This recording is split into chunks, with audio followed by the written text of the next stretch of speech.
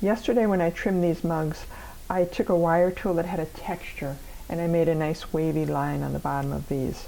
So basically all that I have to do is trim a tiny bit off here and roll my thumb around it. It's really basic, very easy.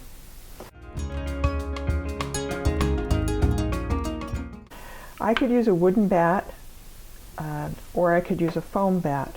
And this one probably needs replacing soon. It's getting a little worn right there. So this is a new piece of foam and I just cut it to the size of my bat and I glue it on with just a school glue, like a, you know, Elmer's type of glue. Nothing fancy. So it's easier to learn how to tap center on a wood bat than it is a foam bat, but it's basically the same principle. So I'm going to use the foam bat. So tap centering, making sure my foam is clean, and I just put it on top of the foam and then I hold it down with a lid.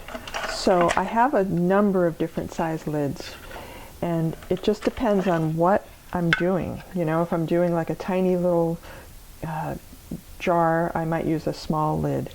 Or if I'm doing a big bowl, I'll use a big lid. My favorite one to use for this is this old black lid, which is, oh my gosh, it could be about 30 years old. I like this because it's smooth on one side, so when I make a wire texture on the bottom, I don't want the edges to dig in like that. So I don't want to put it down like that. I want to put it down like this. Now, using this will help just disperse the pressure and it'll push down on the foam evenly. Whereas if I just held my fingers here to try to hold the piece on, I might end up pushing down a little too hard right there. Okay, so let's do the tap centering process.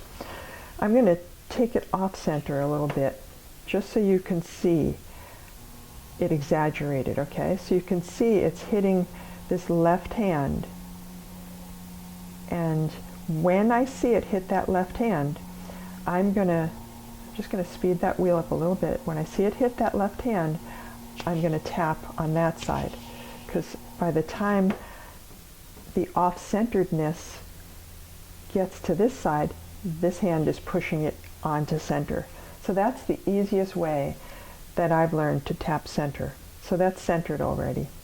Now I take my lid, make sure it's clean, put it down here, and take my tools. This one is a Brown tool, and it's just made by the Brown Tool Company, which I really like. It's a nice tool. All that I'm doing here is taking off this little edge right here. So I'm going to push down here, and just curving my tool around. So it's really not that much that I'm taking off.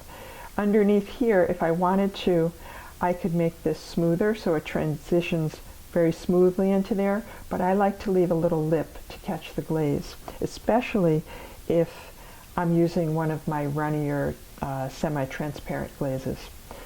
Okay, so that part's done. Just cleaning off that bottom, making sure there's no crumbs on there. And then I'm just going to take it and run my finger around it like this.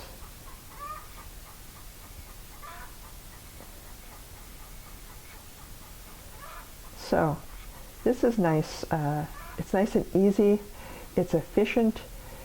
It takes a step out of the mug making process, which is such a long process. So I really like this one.